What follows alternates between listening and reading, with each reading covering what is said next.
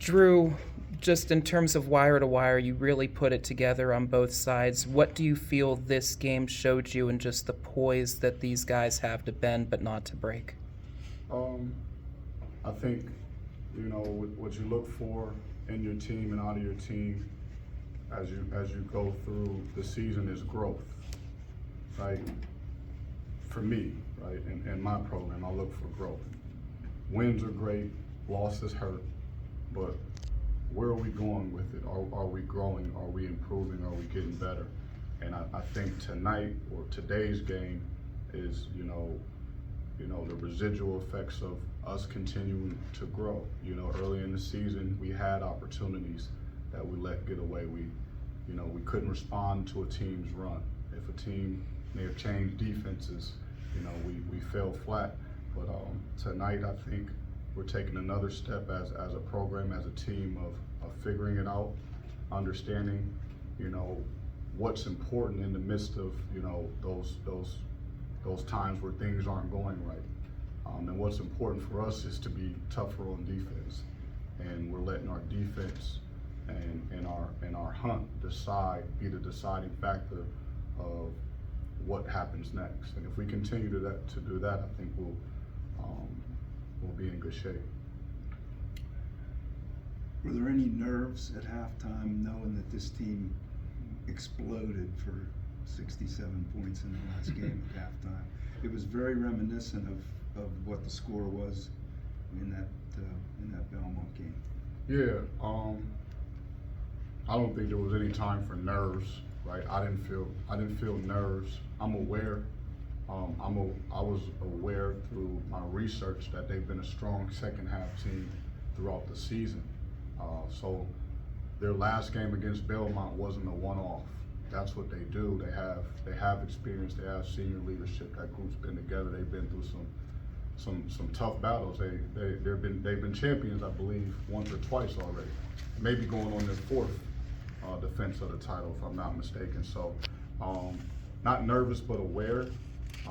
And the message to our guys was not predicated to, hey, be aware they can come back.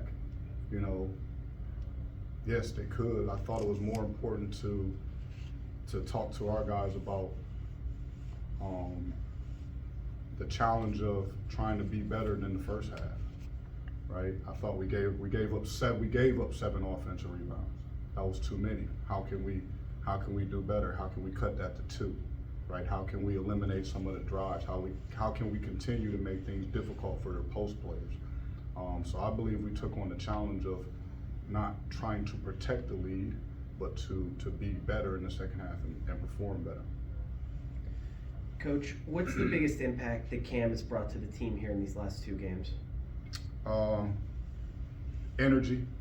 He has a mindset where he's pouring into the defensive end. He's pouring in. He's locked in. He's taken some tough assignments throughout the course of the season, and he just continues to get better. Every time I look at him, it looks like he put on 2 to 3 more pounds. He's getting stronger.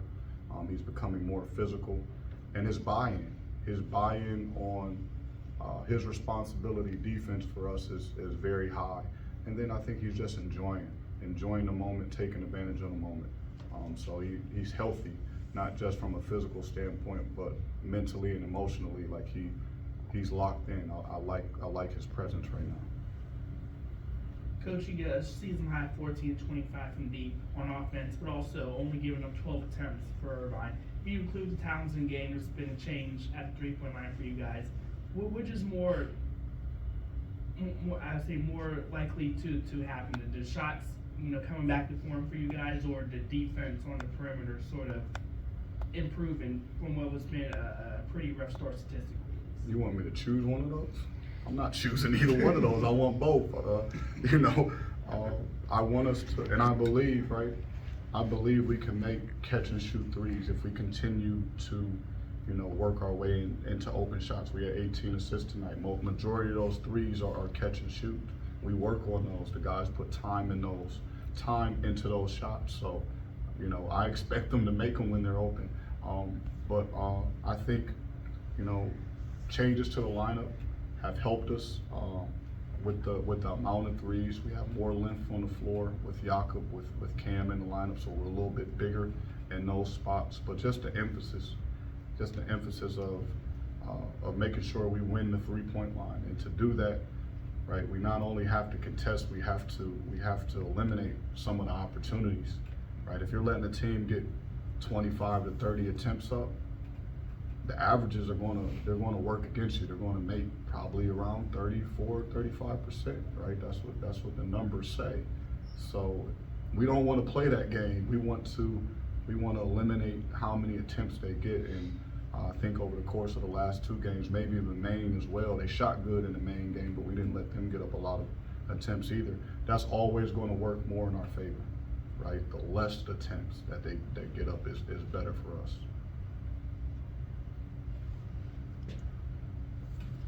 Coach, you guys obviously struggled to start the year, and things have looked a lot better the last 2 games. And part of the reason is that these guys have kept the energy up. Is there someone or a few people that you credit with really keeping the positivity in the building through that rough stretch? I credit everyone in the building. You know, our entire team, right? We talk about having an agenda in practice, a mindset of not just you being ready to go, that making sure that you take on the responsibility as a leader, that everyone in the group is ready to go. To have a mindset to not just survive practice, but to attack it and get better. And I think we've been able to keep that throughout. You know, I've said from the beginning, I have a willing group that buys in, that believes, that wants to improve and wants to get better. And they continue to have that spirit. So that's why I think we continue to grow. And you know, like we don't hang our head on the outcome, right? We're not gonna get too high over what the outcome may be. We know, like, every day it has to be some sort of progression. So that's where our focus lies. Drew, you mentioned this a little bit in Tristan's answer, but obviously Keith in the past, when it came time to figure out rotations, was very give the older guys the first shot. For you, just what were, in a sense, loyal. He was loyal in that respect. What were your determining factors in determining roles and rotations, and as the season goes, finding your way with that as well? Just figuring it out, man.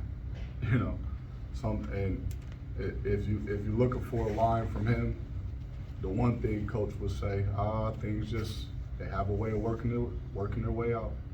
They work their way out. But it's just, you know, as a coach, right? I think I'm not alone in this. I think you just have to figure it out. And I have a brand new group. It'd be different if you had some returners in certain roles and you were more sure of what you were going to get from them, even if they were struggling or playing well, right? When you got 15 points coming back in a position, you know for the most part that you believe you're going to get 15 points out of that position. But when it's up in the air and you've never coached half the roster before, you got to figure it out. Some guys figure it out a little bit earlier than others. Sometimes the process is a little bit simpler, but at the end of the day, you know, it's not necessarily a loyalty to experience or anything for that matter. I just believe in who's right for the job is going to win the position. Any other questions for Coach? Thank you, Coach.